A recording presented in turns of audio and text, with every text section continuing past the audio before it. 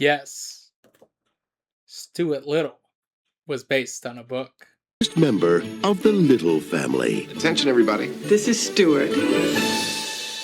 Hello, everyone. Are you all nuts? He's a mouse! Stuart Little. I know that. Welcome back, everyone, to Afrodo Reviews. And on this channel, we decide, is that movie worth the book it's based on? Let's find out. Stuart Little is a book published by well-known children's author E.B. White on January 1st, 1945, as his first children's novel. In a letter White wrote in response to inquiries from readers, he described how he came to conceive Stuart Little. Many years ago, I went to bed one night in a railway sleeping car, and during the night I dreamed about a tiny boy who acted rather like a rat.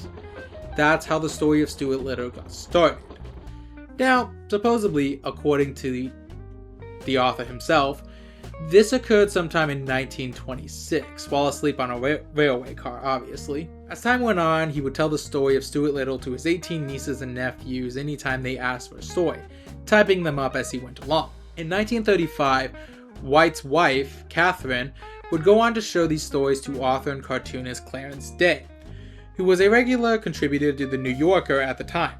Day encouraged White to develop the story further, but since neither Viking Press or Oxford University Press showed any interest in publishing these stories, White seemingly ended up neglecting them. It wasn't until 1938 when, after reading a little blurb written by White in his wife's annual reviews of children's stories, and Carol Moore, head librarian in the New York Public Library at the time, encouraged E.B. White to not give up on his dream and write a book that would make the library lions roar. It wasn't until 1945 that Stuart Little would be released, with illustrations by Garth Williams, and, well, we know the story from there. It became a classic in children's literature, a long-standing staple that has been widely praised.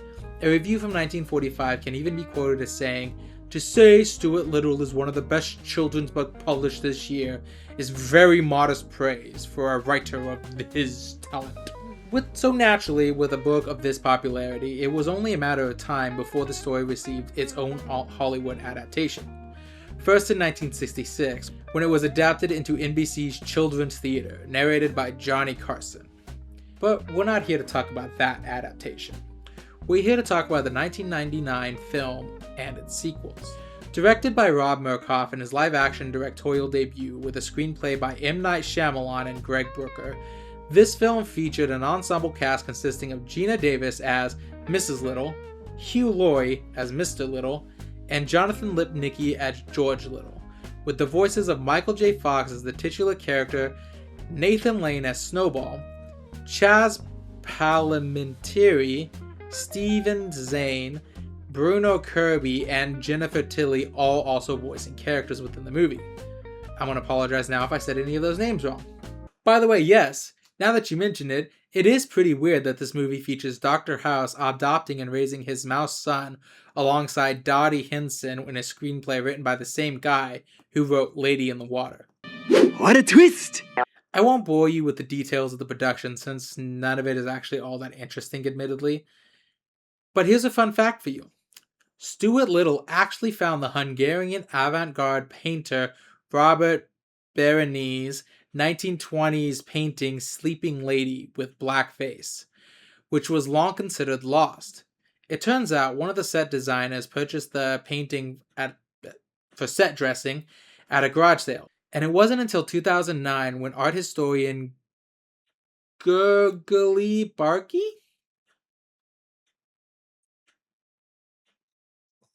I know I said that wrong. I know I said it wrong. I just don't know how to say it. Was watching Stuart Little with his daughter that he recognized the painting. Weird things, huh? Anyways, let's begin. How is Stuart Little, the movie, different from Stuart Little, the book? Well, the movie begins with George Little excitedly waking up early morning and bouncing around his parents' room. He exclaims, "It's the day! It's the day!" And the audience is only left to guess until near the end of the sequence, and where he requests that his mom and father adopt him a little brother. Not a big one, because he wants to teach the little brother some nice things. The story is fairly fast-paced, instantly cutting to the orphanage where Mr. and Mrs. Little meet with the headmistress of the orphanage before going to take a gander at their options.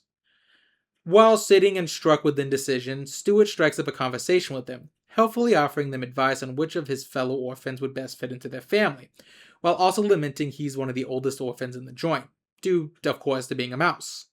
Actually, there's a weird thing I wanted to note about this whole orphanage scene in general, which is how weirdly strange these are. Charming as it is, there are a couple times where the scene almost feels like it's a little uncanny in nature. One with the Littles debating which kid to get, like they're debating which animal from a shelter to adopt. Might just be where my brain is at this time in particular while watching it, but it comes off a little too much like they're buying a product, not adopting a kid. In addition, it's kind of really weird how the headmistress's office is set up. It's almost like she was going to be revealed to be a twist villain at first, but they just didn't. It's a weird way the office is set up for how little importance this set has. But anyways, eventually they decide to go with the mouse and adopt him, taking him home to meet his new family. Obviously, the entire family is a little bit surprised at first, but is ecstatic to see him. All except 2 members. The first being George Little. Are you all nuts? Bicycles and bowling balls? How's he gonna toss a baseball? How is he gonna do any of those things? He's not my brother. He's a mouse. Who's clearly upset that all of his plans for having a little brother are dashed upon finding out that, well, his parents adopted a mouse. I mean, you can't teach a mouse to spit or anything like that. And the other is Snowbell, the family cat. Fairy tales are real? Oy, I think I'm gonna cough up a furball. After failing to immediately eat Stuart as he planned, he spends the rest of the movie hating him and discreetly trying to rid himself of Stuart in his life. You might wonder at this point, how close is this to the book? Well, here's the funny thing. So far, there's almost nothing from the book in this movie yet. At this moment, apart from names, the stories are almost completely different. Stuart actually isn't the adopted brother he is in this book. He's actually just born like that. Not actually being a mouse, but a mouse-like person who barely grew taller than 4 inches. Actually, the book is a little inconsistent on that, because sometimes he references himself as 4 inches, and sometimes he references himself as 2 inches. So yeah, this freakish mouse thing right here, it's a human. Honestly, in that regard, it's really not that hard to figure out why the filmmakers decided to just rewrite this story into having Stuart Little adopted. Too much of a twist even for Shyamalan, it seems. What a twist! In addition, Stuart is really the only Little in the book to have any kind of character or personality. George Little, despite effectively being the second protagonist in the movie, is basically relegated to only a couple scenes in the entire book. So barely there you'd be forgiven for completely forgetting he exists within the book. Mr. and Mrs. Little are largely irrelevant, serving more as just background parental figures, like any other kid's story would have. The story, by and large, is just about Stuart Little, who acts much more mature for his age despite only being about 7 or 8 by the end of the book. Snowbell serves as a somewhat familiar role from book to movie. He's the one who most despises Stuart in both. He tries to trick the Littles into thinking Stuart ran off into a mouse hole in the book when he gets trapped in a pair of blinds. And like in the movie, he colludes with other cats in order to rid himself of Stuart by using their help, since he was forbidden from eating the mouse creature thing. That's sick. A cat can't have a rodent for a master. I mean, what's this world coming to? It's against the laws of nature. For the most part, there's only a single scene from this book that makes it into the first movie. And that's the scene where Stuart Little becomes the captain of the Wasp. Where are you going? Sailing! I hope. Stuart, you'll come back here this minute. I can't. Why not? I don't know how. Despite even that, however, the scenes vary greatly. Similar in that both take place where Stuart is taking command of a boat called the Wasp during a boat race, while the owner watches from the sidelines cheering him on. What's different is, well, just about everything else. In the book, the Wasp is owned by a dentist named Dr. Carey. Stuart ends up captaining the Wasp because he just kind of felt like it that day. he decided to put on his sailor suit and just be a sailor that day.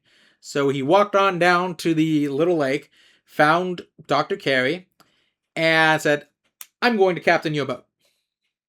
The boat race is more impromptu, as the idea of a small mouse person thing sailing around in a boat draws a massive crowd, and the race between the wasp and the Lilium bee worm wraith just kind of happens.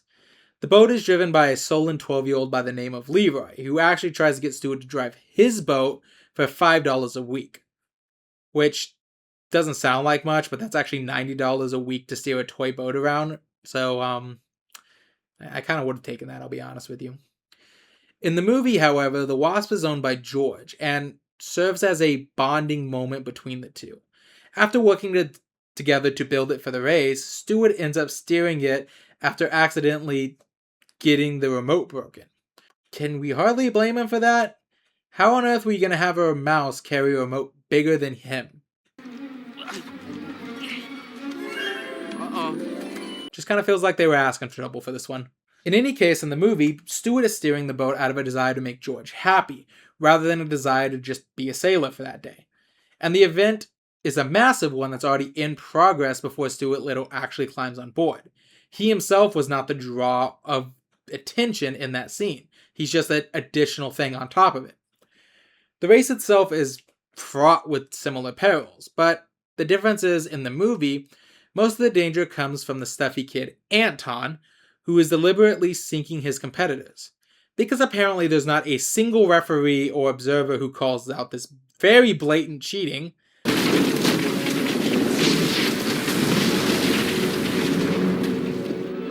that's cheating! You can't do that! Well, I just did. He just kind of gets away with it. In the book, it's more just a series of random events. At the start of the race, a cop who is serving as the announcer falls into the race. And because he's just so fat, oh my god, he's so fat. That's kind of how the book describes it. He causes a massive wave when he falls in. Then, somehow a rainstorm starts and also ends by the time Stuart makes it back to shore on the pond. And at one point, a paper bag gets stuck on the stern of the boat, and Stuart has to cut it off with a pocket knife that he has. Though, he's 4 inches tall, so how does he have a pocket knife big enough for him? Just move on. It's more just random bits of danger that occur and then end. There are a couple other scenes that are loosely translated. The scene in the movie where Stuart gets caught in the washing machine. Hi, Stuart. Feels like it's a combination of scenes from book where he was trapped in the fridge and in the window blinds. With the window blinds, Stuart is caught in them and is trapped, with only Snowbell realizing where he is. Instead of getting him help, Snowbell decides to leave him to his fate, hoping that the family won't find him. Can you help me? Can you turn this thing off? Why would I turn it off? It's my favorite show. Though Book Snowbell goes one step further and tries to trick the family into thinking Stuart disappeared into a mouse hole so they wouldn't look for him. The fridge scene is when Stuart climbs into the fridge while his mother is rooting around in it, believing she saw him, only for her to close the door on him. He struggled to remain warm until she opened the fridge sometime later, and discovered that the accident that she shoved him in the fridge. Combining the element of the mother unintentionally locking her son into a dangerous spot, while the house cat, the only one who would be happy if Stuart died, knows where he is, feels mostly like a reinterpretation of these two scenes into one main one. Apart from that, the stories are about as different as night and day. The movie mostly continues going along its own story.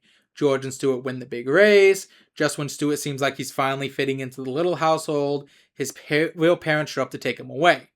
Only twist, it turns out these aren't his real parents, but a pair of mice extorted by the cat mafia to take him away from the Littles. Believe it or not, the book is weirder, but we'll get to that. Stuart learns this, heads back home, and even manages to turn Snowbell around on him, eventually reuniting with the Littles and becoming one big happy family again. You might be wondering by now, well, if it's nothing alike, shouldn't I be writing this movie and tossing this book to the side like I normally do? Well, not yet, because now we need to talk about Stuart Little 2. Stuart Little 2. Stuart Little 2 came out in 2002 as the direct sequel to the first movie and featured all the original cast returning for the role. It takes place 3 years after the first movie, and is actually a more accurate translation of the book into movie form. Now don't get me wrong, all of my points still stand. Any form of characterization or story relevance that the Littles have are entirely movie original, meaning that pretty much anything to do with George or Mr. and Mrs. Little, and even the movie-only Martha Little, were not present. In addition, Snowbell remained a villain throughout the entirety of the book, but as of the end of the first movie, he had reconciled with Stuart and formed a sort of friendship with him, making that entirely movie original. Are you two still friends, or can I eat him? No, Monty, you can't eat him. No, the main thing that Stuart Little 2 carries over is Margalo, the bird that's rescued in this novel. In both, she's an injured bird taken in by the Little, who grows close to Stuart over the course of the book before leaving suddenly, thus causing Stuart to follow after. This is pretty noticeable, as in the book, Margalo's introduction is about when the Stuart Little book actually kind of gains a plot. For the most part, the story of Stuart Little is, well, there's a mouse guy named Stuart Little living his life, and that's it. It's just a random series of adventures he went on. It isn't until Margalo appears, Stuart and her grow close, and then she runs off, that suddenly any sort of plot occurs. Of course, things are obviously different. In the story, Margalo is genuinely just an injured bird that Mrs. Little finds, nearly dead from cold. After nursing her back to health and being secretly protected by Stuart in the night from Snowbell, Margalo flees a little household when she's warned by a friendly pigeon that Snowbell and a friend or crush of his is planning to eat her and Stuart. Weird that she just leaves and doesn't warn Stuart about this, but I guess she lucked out because Snowbell's friend just doesn't show up. I guess they didn't find Margalo and just fucked off and forgot about Stuart. In addition, this second movie does contain more faithful scenes as well. For example, Stuart being trapped in the garbage truck and then being dropped off into a garbage barge, Stuart going into the drain to recover a lost ring from Mrs. Little, though in the book it's never specified as just a random ring or an engagement ring like in the movie. And the relationship between Margalo and Stuart is largely the same, with Stuart showing clear interest in her, even though the book more aptly spells out that he's in love with her. Not that this stops him from going on a date in the book while he's chasing her, but again, I'll get to that. All in all, the second movie is a more faithful adaptation, but even in regards to that, it's only sort of. I don't really blame it. Like I said, if you thought the movie was weird, the book gets weirder. For example, one of the things that happens is Stuart gets a car in both book and movie. Now, in the movie, it's obviously just a model car that Stuart gets into.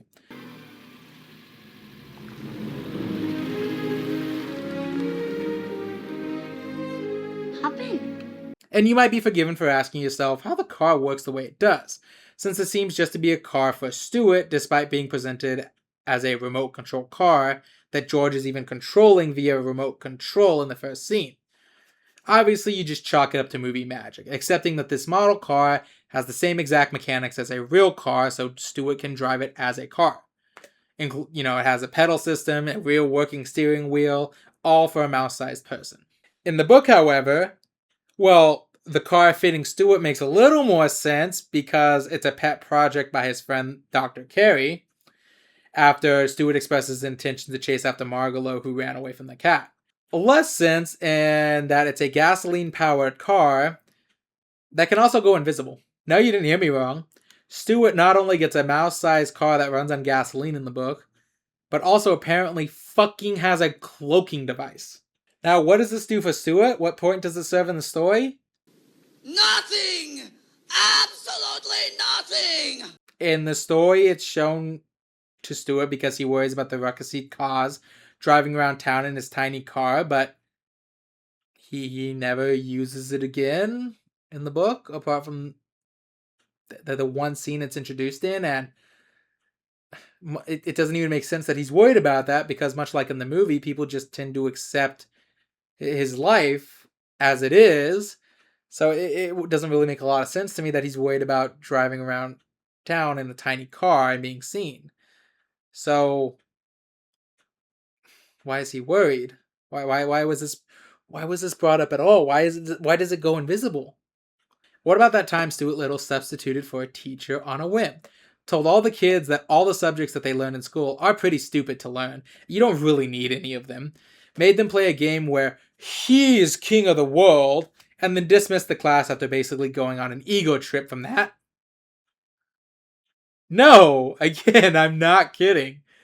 There's literally a scene in here where he pretends to be a teacher for like 30 minutes, tells all the kids everything you're learning in school is bullshit anyways, don't worry about it. Now let's talk about if I ruled the world and how awesome I'd be at it. What rule should I make if I was?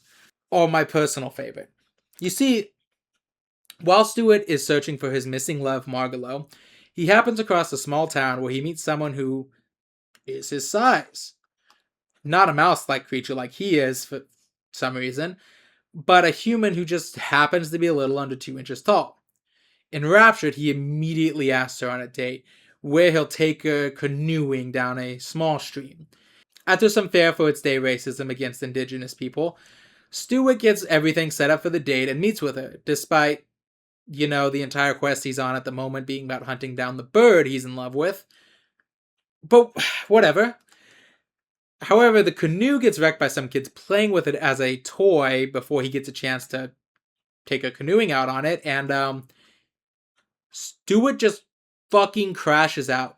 Like I mean it. He crashes out hard.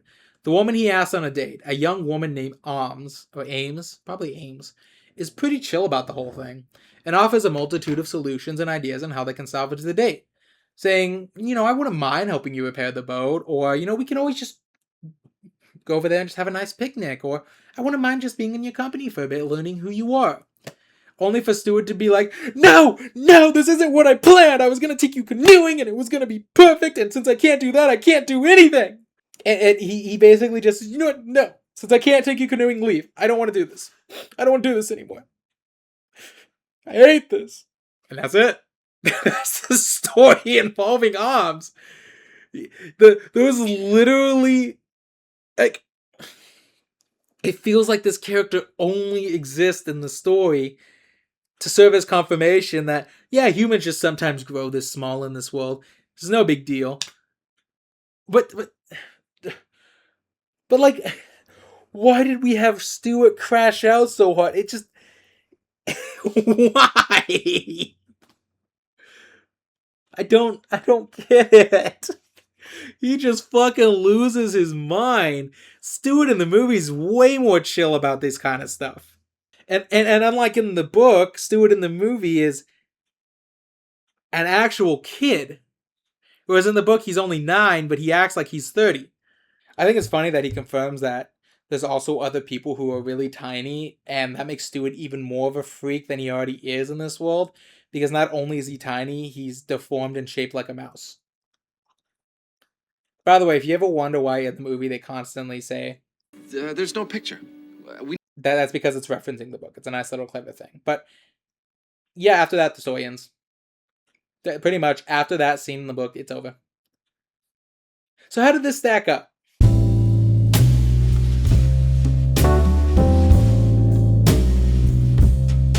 So, one of the things I left out in the beginning when I was talking about the background of this book is, even though Anne Carroll Moore was one of the people who encouraged E.B. White to continue to work on Stuart Little, and to eventually write the book and publish it, when she received a proof of Stuart Little, she must have hated it. She apparently personally wrote E.B. White and his wife, and the publisher of the book, all asking them to not publish Stuart Little. And I'll be honest, it's really not hard to figure out why. This feels like one of those books that could have only worked in the year that it came out. And because I don't understand how this achieved classical status. It's kind of a rambling mess. There's no coherent plot. None of the characters are really explored in any real way. And the story ends with no conclusions. It just ends. It doesn't end with any satisfying character arcs, any satisfying conclusion of the story, nothing. It's just a random collection of Stuart doing random things that are hard for him because he's small, or more whimsical because he's small, and then halfway through the book's like, oh, you know what? Plot. And then it's like, okay, never mind, I didn't care that much. Back to random whimsical things. I half expected to find out that this story was written and published as a series of tales in newspapers, and that the book itself is just a collection of these stories pushed together, with how disconnected they all were. I guess in a way that is true if I take into mind that their origin is fun tales White told his nieces and nephews. But it's still rather disappointing just how little thread there is between chapters at times. I'm not really joking when I say this book just ends. There's no build up or fanfare. It's like E.B. White got sick of writing and put down his pen and mailed over what he'd finished. And I know I joke about that a lot, but this genuinely just feels like he was mid chapter and was like, that's enough. Closed the book and sent it in. He didn't even feel like I gotta give this some kind of conclusion where Stuart finds Margalo or it hints that he's gonna find her at least. No, it just, Stuart has a conversation with this guy working on a electrical line. That's it. Story's done. Get out. What are you still doing here? We don't know if we don't even know if he ever gets home. He just ran away from home forever and dies out there in the wilderness. No one to mourn him or figured out he's dead. Maybe he got strangled by the Green River Killer. Who knows? It's hard to determine if this story really had any themes or anything. It's not a coming of age story because Stuart is mature enough at the age of 7 to serve as an adult in scenarios with other kids. It can't be an adventure seeking a lost love because the Margalo events only happen halfway through, and even then, Stuart doesn't seem all that worried, making constant stops and even going on a date with another woman mid-search. It's not an adventure to prove himself capable, as by and large, his parents don't seem to really care all that much about the dangers he's in, so long as he handles himself. It's a plot point in the second movie that Mrs. Little is smothering Stuart to the point of overprotectiveness, and if he lived the book Stuart's life, that would make a little sense. Book Stuart has numerous times where he has to hide from dogs or they'll eat him. All in all, this is one of those classics I really just don't understand, and even though it's a kid's book, I'm going to go ahead and rate it and give it a 4 out of 10.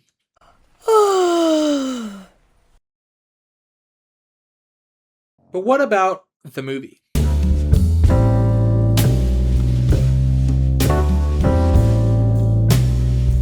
So, this hits a bit of a nostalgic quirk for me because I was a big fan of the Stuart Little movies when I was a kid.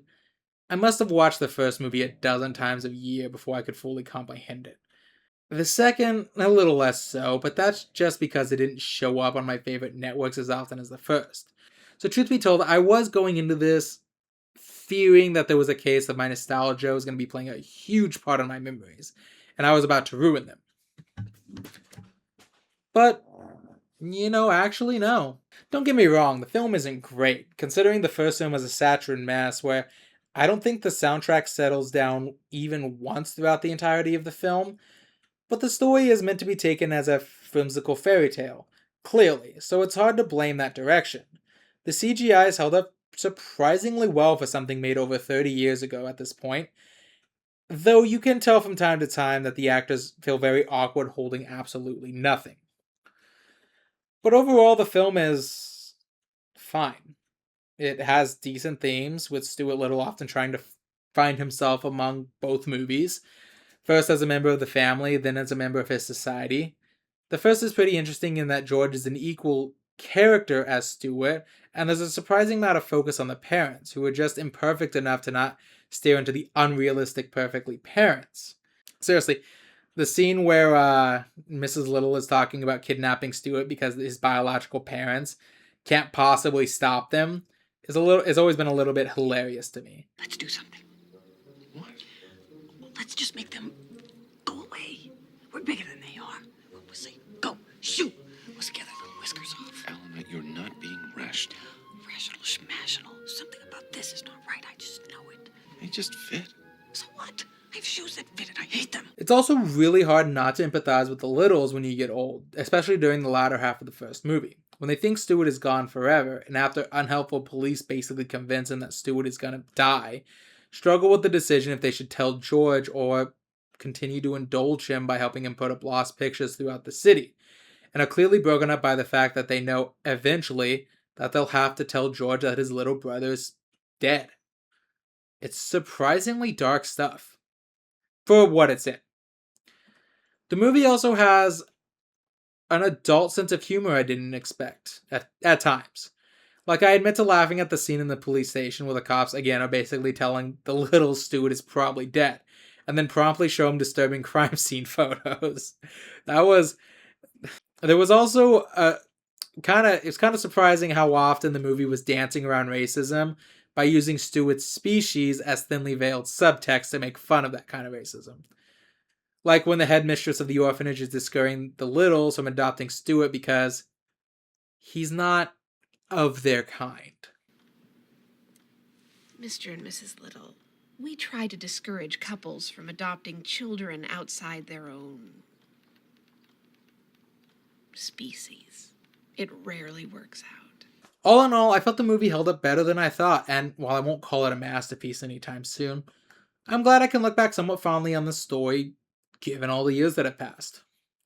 For that, I'd give it a 6 out of 10.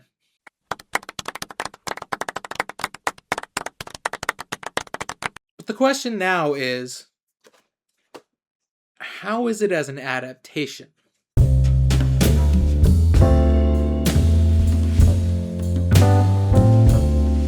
So, this is an interesting one. When I compare the two, it's hard not to say that I just outright prefer the movie. I think the fact that it has a clear narrative story and has more characters than just Stuart makes it a far more interesting experience all around. The book, as I said, is just a random collection of adventures with Stuart, most not connected in any way, and then it just sort of ends with a It was just so sudden I looked up to see if there were sequels to the book or maybe something I was missing. But no, that's just how it ends. It just ends. But this section isn't entirely about my preferences. The root of the part is to discuss how well it did as an adaptation, and that's a little more complicated. There are some scenes that are accurately put to book to movie, and the story's core theme is about the struggle Stuart has to live into his society as a mouse-like person in a mostly human world. However, the movie expands on the roles of the Littles, giving Snowbell a redemption arc and making Stuart a lot more than a kid than a grown man. The Stuart in the book never really felt like he had trouble fitting in. He felt like he knew his place and the world was going to conform to him, not the other way around. It's hard to say that it's exactly faithful to the source material, but at the same time I can't blame it for that due to how weird and disjointed the source material is. I think all in all, it isn't the worst adaptation I've done on this channel, taking both movies before into account. But it's not necessarily a good one either. It really does take its own approach and do its own thing, because the book doesn't really give it a choice. So as an adaptation, I think I'd have to give it a 3 out of 10. No, God! No, God, please, no! But that's really all I have to say about this. This was an interesting dive, looking into Stuart Little and looking at the book compared to the movie. This is definitely one of those ones where the entire time I just completely understood every change made. Whereas I talked about the other two, where it's like, I just don't understand why that was changed. I try to be a little fair to adaptations and try to approach, okay, why was this changed? And for this one, this is one of the ones where just all throughout I just completely understand. The movie did make the changes it did because what else was it supposed to do, you know? At the end of the day, I definitely actually would prefer the movie over the book, but I won't say the book is just so bad that I can't recommend it. I think as a kid, you'll definitely enjoy it a lot more than as an adult, because you'll be reading it as the fun adventures of Stuart Little. Whereas an adult, you'd read this and just think, that's it? That's what everyone loved? So, yeah. With that, I don't really have much else to say about it. I hope you enjoyed this. I have a lot of fun making these. Hey, and I'll see you next time. With every movie, might just come a book you didn't know it was based on. See you later, everyone.